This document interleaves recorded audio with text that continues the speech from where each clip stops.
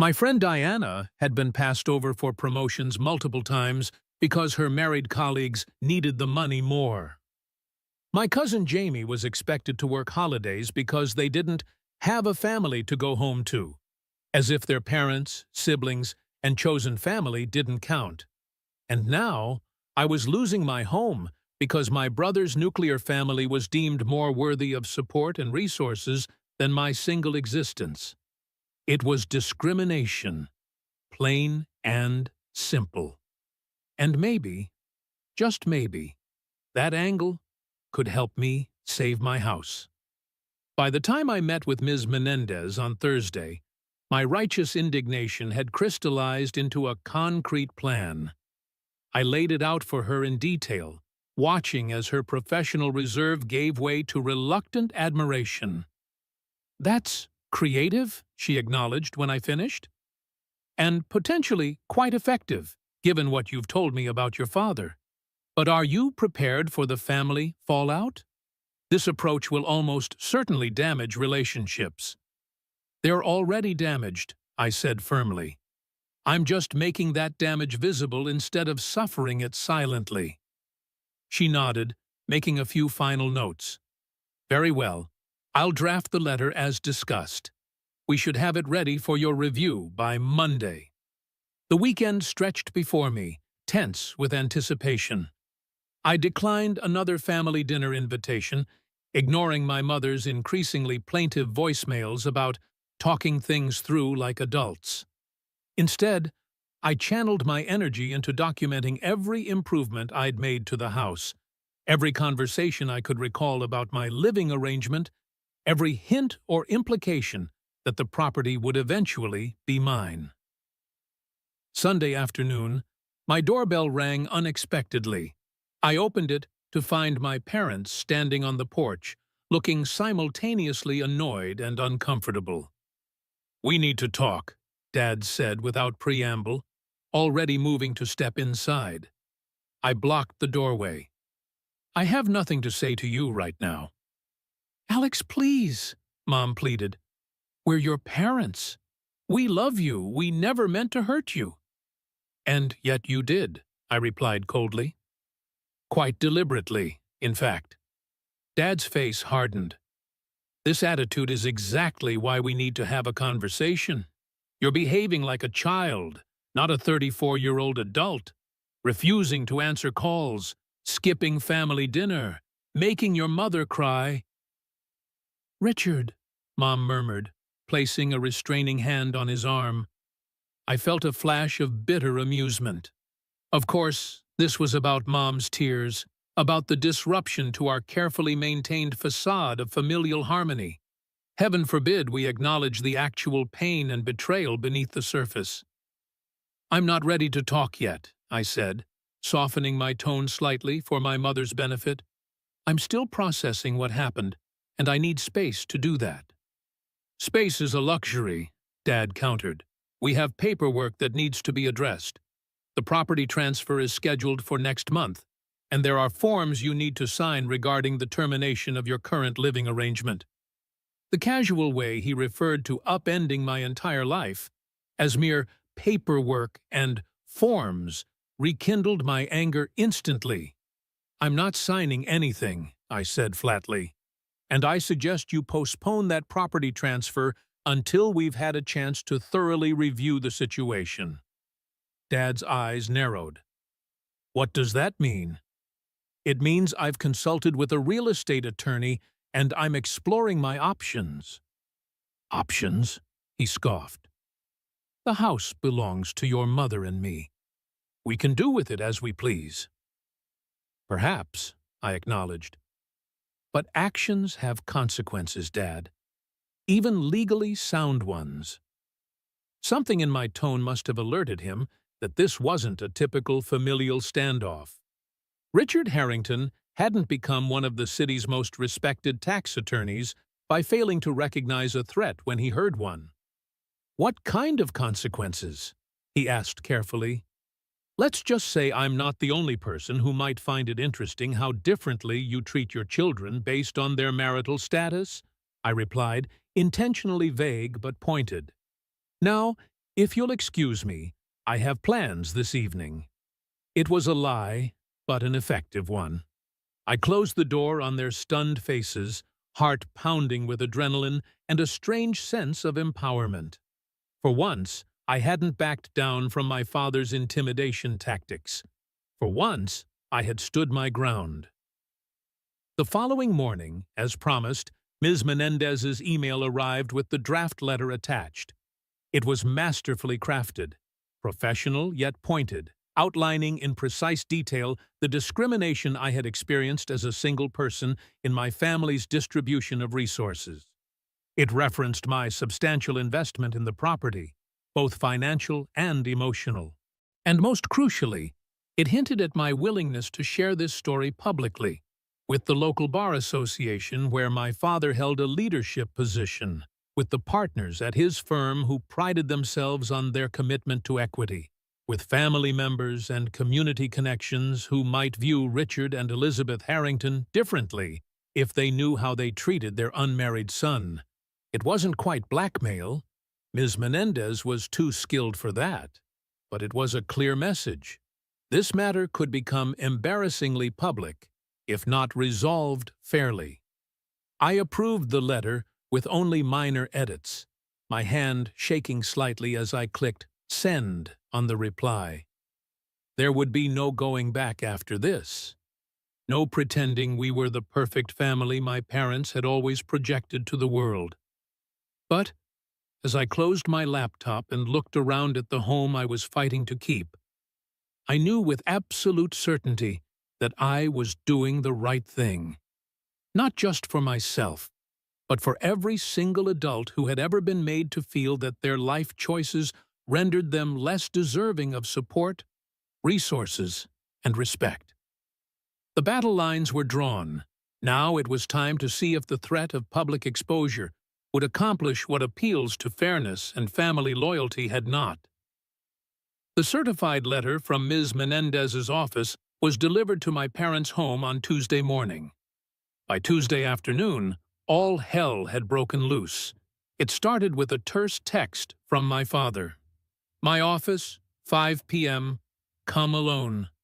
The command, not request, was so typically Richard Harrington that I might have laughed under different circumstances.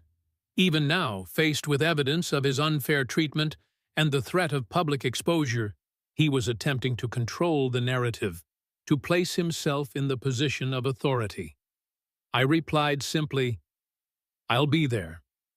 His downtown office occupied the entire 15th floor of a sleek glass tower, with sweeping views of the river and the historic district beyond.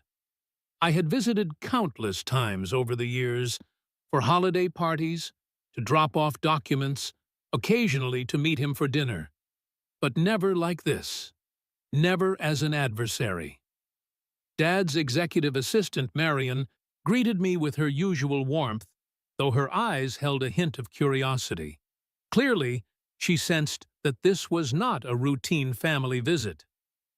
"He's expecting you," she said, gesturing toward the imposing double doors of his corner office. "Can I get you anything? Water, coffee?"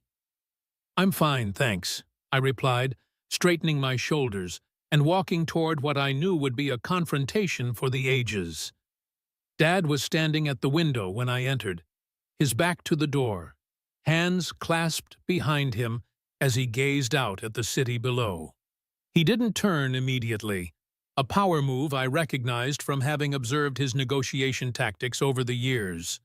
"Close the door," he said finally, still not facing me. I did as instructed, then took a seat in one of the leather chairs facing his massive desk, another subtle act of defiance. He had expected me to stand, awaiting his acknowledgement like a subordinate. When he finally turned, his expression was a carefully controlled mask of disappointment and barely contained anger. "I received a very interesting letter today," he began, picking up a document from his desk that I recognized as Ms. Menendez's handiwork. "Care to explain?" "I think the letter speaks for itself," I replied calmly. "I'm being discriminated against because I'm single." You're taking away my home to give to Michael simply because he has a wife and children, while I do not." Dad's nostrils flared slightly, the only outward sign of his increasing anger. "This is absurd. We are making a sound financial decision for the benefit of our grandchildren's future. Your personal status has nothing to do with it." "Doesn't it?" I challenged. "Would you be so eager to secure Michael's financial future if I were the one with children, if he were single and focused on his career?" "That's a hypothetical that serves no purpose," Dad dismissed. "The reality is what it is." "The reality," I countered, "is that you've always valued Michael's life choices over mine. Marriage, children, the traditional path. That's what matters to you. My accomplishments, my happiness, my needs, those have always been secondary." "That is patently untrue," Dad protested, but with less conviction than I expected. "We've supported your education, your career, but when it comes to material support, to the distribution of family resources, Michael gets priority," I interrupted, "because in your eyes, his life has more value. His needs matter more. His family deserves security more than I deserve stability." Dad's jaw tightened. "This emotional appeal doesn't change the legal reality. The house belongs to your mother and me.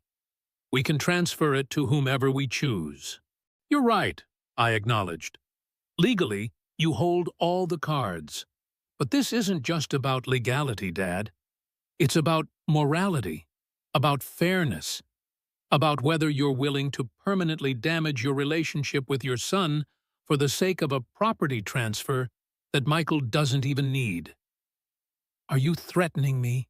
he asked quietly, dangerously. "I'm informing you of consequences," I corrected.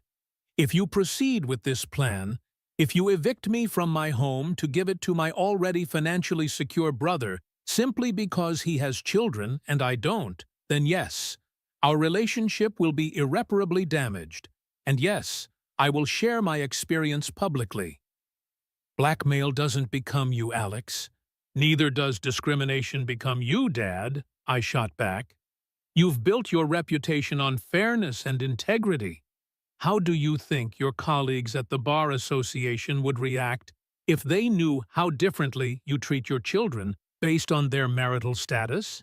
How do you think Mom's friends at the Symphony Guild would respond to learning that you value grandchildren over your own son's well-being?" For the first time, I saw a flicker of uncertainty cross my father's face. His reputation in the community was meticulous, cultivated, and fiercely protected. The thought of it being tarnished, not by illegal activity, but by the simple revelation of his personal hypocrisy, was clearly unsettling. "What exactly do you want?" he asked after a long moment. "I want what was implicitly promised to me," I stated firmly. "I want the Oakwood house transferred to me, not Michael. I've invested 3 years of my life and thousands of dollars in improvements with the understanding that it would eventually be mine." Dad scoffed. "That's unreasonable. Michael needs nothing from you that he can't provide for himself," I interrupted. "He makes twice what I do, lives in a house worth 3 times the Oakwood property, and has a spouse with a successful career of her own. This isn't about need. It's about your determination to reward him for following your approved life script." The accusation hung in the air between us, uncomfortably accurate. Dad moved to sit behind his desk, a physical retreat that told me my words had hit home.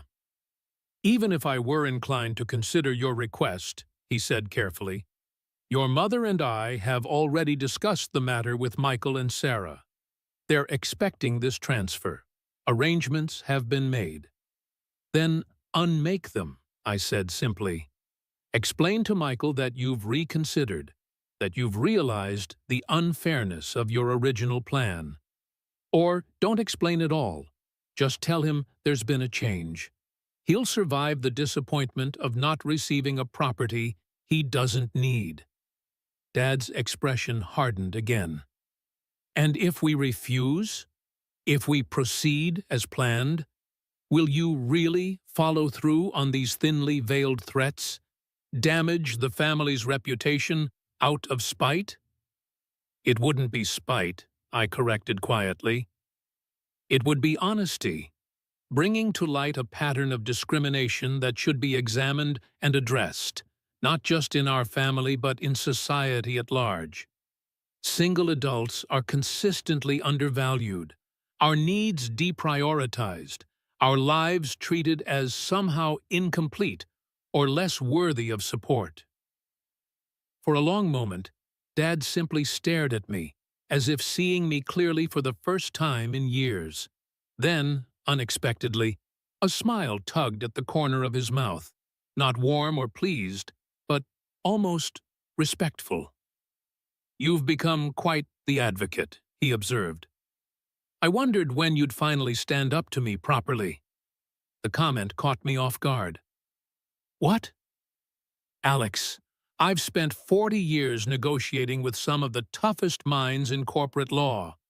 Did you really think I wouldn't recognize when my own son was finally learning to fight for himself instead of accommodating everyone else's needs above his own?" I blinked, struggling to process this sudden shift. "Are you saying you did this deliberately? To teach me some kind of lesson?" "Of course not," Dad said dismissively. "The financial considerations are genuine. Michael does need to diversify his investments, and the Oakwood property is a sound opportunity. But I've also watched you spend your entire adult life deferring your own happiness, compromising on your dreams, putting everyone else first. You stayed local for college because your mother was ill, even though you had offers from better programs across the country. You took that first job at Peterson and Associates because they offered to help with my medical bills after the heart scare, even though the position at MKG would have advanced your career faster. You've been living in Maggie's house, paying us rent, never pushing for ownership even though we both know you've wanted it from day one."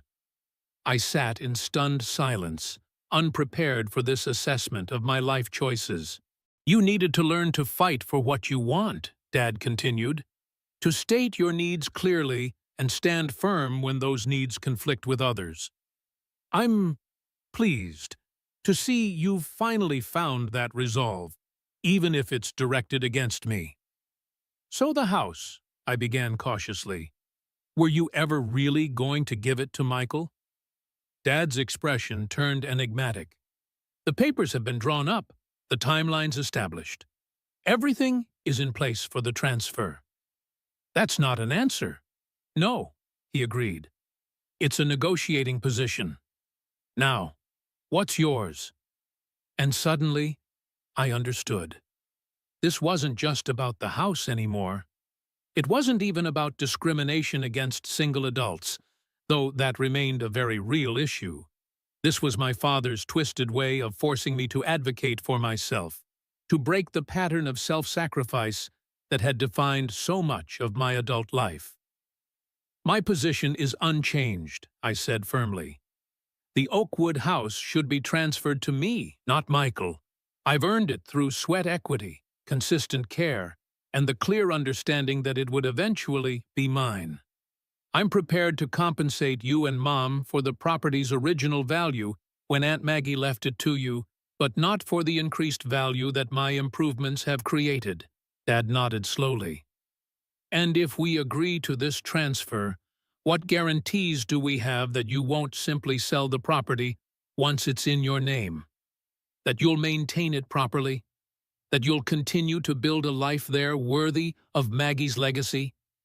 It was a test, and we both knew it. "The same guarantees you have from Michael," I replied evenly. "My word. The fact that I've already demonstrated my commitment to this property over the past 3 years. The reality that this is my home, not just an investment opportunity. Dad regarded me silently for what felt like an eternity, his expression unreadable. Then he opened a drawer, pulled out a folder, and slid it across the desk. "These are the transfer papers," he said. "Already prepared, but with one key difference from what you've been told." My heart pounded as I opened the folder. There, in black and white legal text, was a deed transfer. Not to Michael, but to me. "I don't understand," I said, looking up in confusion. "The papers for Michael were a draft, never meant to be filed," Dad explained, his voice softer than I'd heard it in years. "Elizabeth and I always intended the house to be yours, but you needed to claim it, Alex, to stop accepting whatever scraps of life are handed to you and demand what you truly deserve." The drive home from my father's office was a blur. My mind raced with questions, emotions cycling between relief, lingering anger, and utter confusion. Had this truly been an elaborate test? A cruel lesson wrapped in genuine concern? Or was Dad simply backpedaling now that I'd shown myself willing to fight and potentially embarrass the family over this issue? By the time I pulled into the driveway of the Oakwood house, my house, apparently, twilight had settled over the neighborhood. The porch light I'd left on cast a warm glow over the front steps, the garden beds I'd so carefully tended, the swing I'd installed last summer. It all looked exactly the same, yet everything had changed. My phone buzzed with a text as I unlocked the front door. "Michael, Dad just called. We need to talk. Can I come over?" I sighed, suddenly exhausted by the emotional whiplash of the day. "Not tonight," I replied. "I need time to process. Tomorrow, maybe." But barely 20 minutes later, as I was pouring myself a much-needed glass of wine, the doorbell rang. Michael stood on my porch, looking simultaneously determined and sheepish. "I know you said tomorrow," he began before I could speak. "But this can't wait. I owe you an explanation and an apology." I hesitated, then stepped aside to let him in. "You knew, didn't you, about Dad's test?" Michael winced as he followed me into the living room. "Not exactly.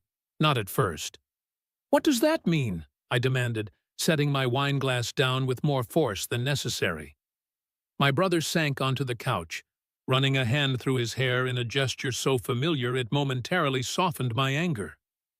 We'd been allies once, before careers and marriages and the natural drift of adulthood had created distance between us. "Dad approached me about the house 3 weeks ago," Michael admitted. "Said he wanted to transfer it to me as an investment property. Asked if I'd be interested. Of course, I said yes. It's a great opportunity financially." "How generous of you," I said dryly. "Let me finish," he pleaded. "I asked about you, about where you'd go. He said you'd agreed it was time for you to find your own place, that you'd been talking about moving closer to downtown anyway." My jaw dropped. "That's a complete lie. I've never said anything remotely like that."